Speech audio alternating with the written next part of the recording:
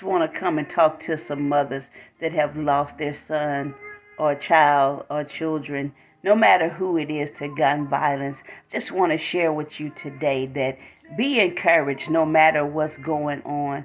Continue to look to the hills from which cometh your help, because all your help cometh from the Lord. Only God knows. And another parent that have lost a child to gun violence knowing your pain. And I can tell you from experience that, it's nothing easy, and it's nothing that happens overnight. It is a process, and I get it. And yours could be just 2 days in, 2 weeks in, 2 months in, 2 years in. No matter the time, there is still always a missing link to you that have departed from you and from this world over into their next life. And we just have to keep our hands in God's hands for such a time as this.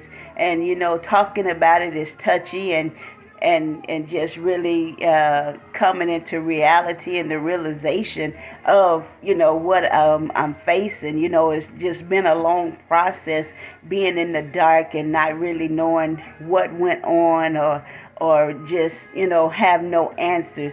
I get it, but we can't give up on God, because He won't give up on us. And just a matter of time, God would allow answers to come forth, whether we, acknowledge it or not, whether we're being in denial or not. I just truly thank and appreciate God for the time and the opportunity that He allowed me to still be able to communicate with one of my sons, but missing, my baby boy, the last of my 5 children. I'm telling you, it has been a process, the day in and the day out. Nobody knows the struggles that it's been like. And just, hearing his voice, just coming and being, playful with me, or just listening to him, being playful with my grandson that's here in the same household as me. But I'm telling you today, we can get through this, because the Bible tells us that we can do all things through Christ who strengthens us.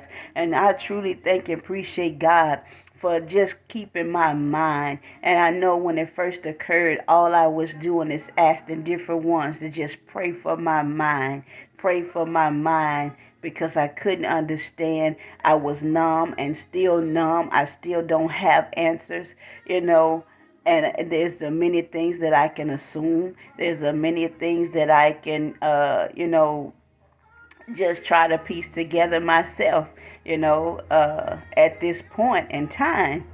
Thank and appreciate God for the time and the opportunity that He ministered to me, and He sent people to encourage me.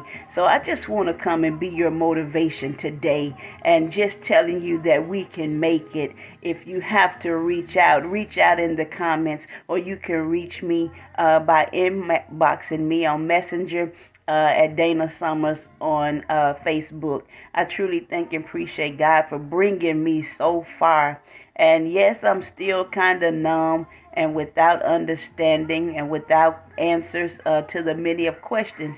And it bees that way. But I know in just a matter of time that God will begin to heal everywhere I hurt concerning the matter that had transpired back in February. I truly thank and appreciate God that I can just continue to pour out and love on somebody else, to try to get through my day at times. And this is why we have to stay moving and not become idle. And let me tell you, if you have hate in your heart, you want to ask God to move that hate from you, because, hate is not going to bring our kid back, or bring your child back, I should say, because I don't hate my son. It was alleged that, that he had taken, out the children, and my son, I don't know. I wasn't there, and I'm not at liberty to talk about the case at this time. But I truly thank and appreciate God that, I don't have hate in my heart. Hurt in my heart, yeah. But hate in my heart, no. I don't have hate in my heart. And that's a strong word. So if you hate the individual that pulled the trigger, on your child, I admonish you today to just begin to ask God to help you, because we don't know where death lies at for us, just like we didn't know where death lies at and how our children were going to leave here. We had no clue. But I'm telling you that you don't want to have bitterness, anger, hate, or none of that, unforgiveness in your heart concerning the individual that have taken, your child. You want to show compassion. You want to show them love, because if you are saved, I'm going to say this: if you are saved, we wrestle not against flesh and blood, but against spiritual wickedness in high places. So with that being said, we're wrestling with the enemy and the spiritual warfare that was in that individual that caused that individual to make a silly move, a stupid move, a crazy move, however you want to put it, an ignorant move, whatever it may be. We just never know what frame of mind that individual was in. We just never know what was going on in that individual for them to do what they done. And we don't know if somebody coached them, and I'm just saying, we don't know what happened. And there is no need of us trying to worry ourselves about how it happened, what happened. Let's give it to God this day, because stress is not going to bring them back. Worrying is not going to bring them back. Hatred is not going to bring them back. Only the love of God can begin to heal the hurt in our heart. And I have to truly say that God had kept me, because He kept me from disliking my son and being angry with my son. But I don't know. I know that's not my son. So I know that wasn't him. I know that there was an enemy behind what happened. And there is a real devil that's out here going to and fro, seeking whom he may devour. So I'm telling you today, just begin to forgive that person that have hurt you, have wounded you, because for some it may have wounded you as an individual. I can only say and speak from my situation. And like I said, I'm not at liberty to talk about the situation at hand until everything is over. And I don't have anything to give, because I don't know anything. Not unless the Holy Spirit reveal it to me. So what happened on February the 2nd, I don't know, until God revealed what happened. I'm not sure what transpired. I'm in the dark just like everybody else. And I refuse to listen to the news, because they going to add to, they going to take away, they going to make it to be whatever they want it to be. So the only thing I can do is keep my hands in God's hands. So I'm asking you to do the same thing. Keep your hands in God's hands. I truly thank and appreciate God for keeping my mind, for being my counselor, for being my comforter, for being my everything, my all in all. If He doing it for me, He can do it for you. Allow Him to pull you through this hard place. And you still have to realize that the person that pulled the trigger is still somebody's son. It's still somebody's daughter. The shoe could have been on the other foot, and y'all could be trading places. So I say to you, ask God to help you come through this hard place. It still feels like a dream and a nightmare to me. I just need you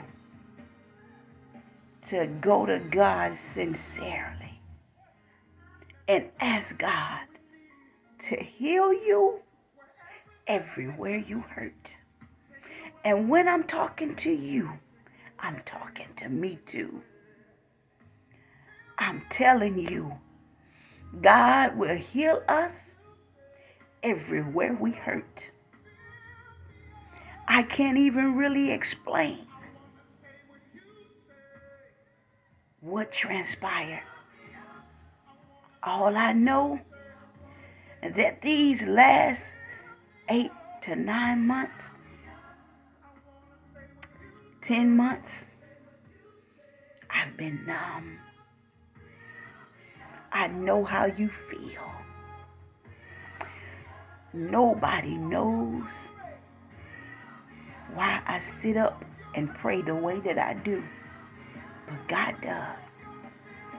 I've learned to cope with my numbness through prayer and perseverance, trying to move forward, trying to stay focused. Has it been easy? No, it has not. Is it easy? No, it is not. But we can make it with God on our side. I know somebody just asked me recently, what happened? Baby, I don't have the answers. I don't know. I wasn't there. I don't know anything. But let me tell you, all I know to talk about is how God done kept my mind, done kept me from losing my mind. And I'm not looking for no pity parties. I don't want nobody to feel sorry for me, because God gonna bring us out. He gonna pull us through. I promise you. God gonna pull us through. We have to trust his process. And I have to tell him every time I go to get angry. Even when I go to get angry with him, I have to tell myself, you can't get angry with God. Because all I know is I asked God February the 1st of this year at 6:02 in the morning, Lord, don't let my boys go to prison. Keep them, shield them, and protect them. God, it's hard for them to find a job right now. God, it's hard for them to get on their feet right now. This was my prayer. February the 1st, 2021. And my kids was in this tragic incident February the 2nd. My son, my baby boy, my next to the baby boy, and my grandbabies. Let me tell you, God has really helped me. I was even too embarrassed to go to a counselor because I wouldn't have known how to explain the pain that I felt because of my trust issues with sharing things with other people and how they have used it and turned certain things against me, used it against me. So I didn't want to trust the counselor. So I'm telling you, if you don't have trust issues, baby, go see you a counselor. If you don't know the Lord as your personal Lord and Savior, I'm telling you today, allow God to heal your wounded heart, because God still have to help me with the numbness to this day. One day you think you're okay, and that same day or that same night, you're not okay. I find myself crying and asking, Lord, why? And I had just asked you, Lord, not to let my kids go to the penitentiary, to give them a better life than what they are living. They're trying. I'm telling you, they was doing all they know to do. But when our children don't want to hear us out, I'm telling you, that's a hard pill to swallow. Because we know what prison can be like, even when we're just watching it on TV. I'm telling you, I started to get angry with God because I asked God not to let my kids go to prison and to keep them out of harm's way, because I knew that the devil had a trap set for them. I knew that he wanted my seed because he couldn't get to me. So he reached and grabbed what was close to me, and that was my two children and my grandbabies. But I began to ask God immediately to heal my heart and not let me get angry with him. And I just thought about how so many people used to dog out my baby boy. But I just truly thank and appreciate God for turning things around for him. Somebody said to me that he may be better off where he is now than he was out here on the streets. And at first I couldn't understand it until I began to ponder that thing and say, why did they say that? It's not their kid. It's easy for them to say.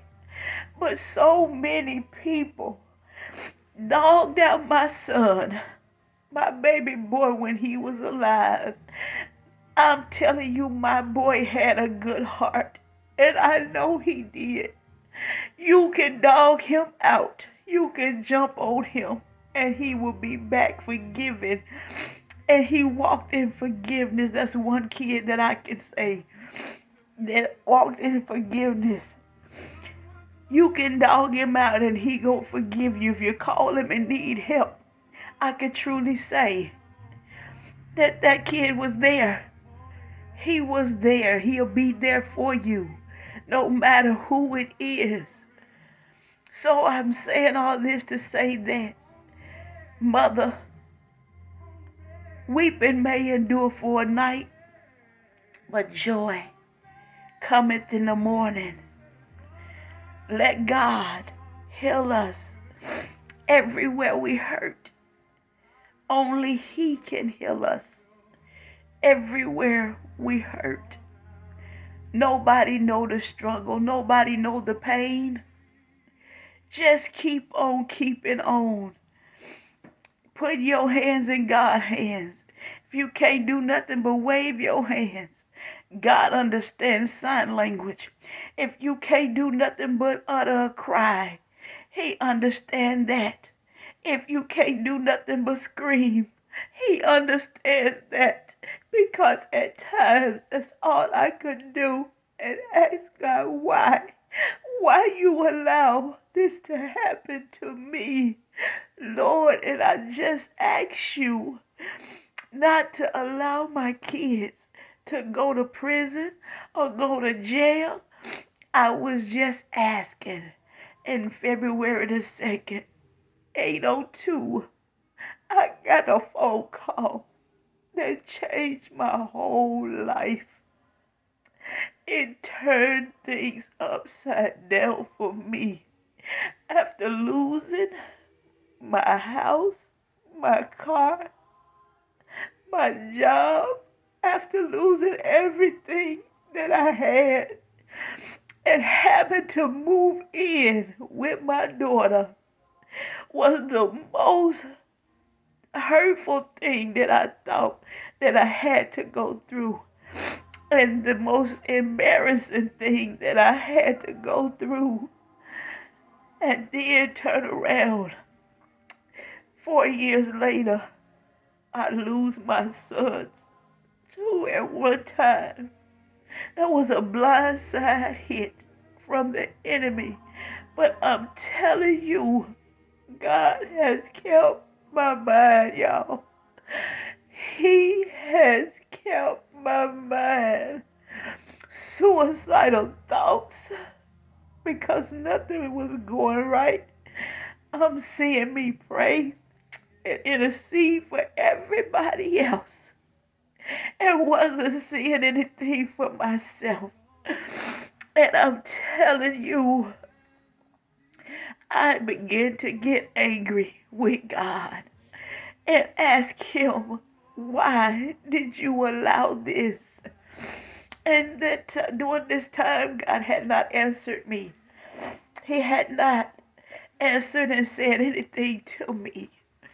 Yet before this ever took place, I used to cry all the time because I had to move in with my daughter after getting sick and walked around with salmonella poison for 2 weeks and didn't know I had it until I was medicating myself trying to get better, and I went to the ER, but they treated me for a urinary tract infection. But I walked around here sick with salmonella poison for 2 weeks and started getting worse and worse. But I'm telling you, that was a hit that I wasn't expecting to come. I hated my job, but I got up and I went faithfully. I complained about it all the time, and I know that God got tired of hearing me say, Lord, fix this, Lord, fix that. It made me pray. But I'm telling y'all, God has kept me.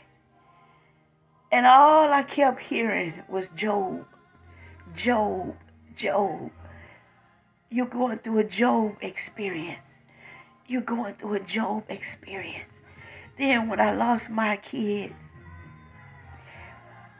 4 years later, Job come to me again by way of text message. I had 3 people, 3 ministers to send me a prophetic word and say that God said that you're going through a Job experience. God said you're going through a Job encounter. And I said, Lord, I'm not Job. I can't handle what Job took back then.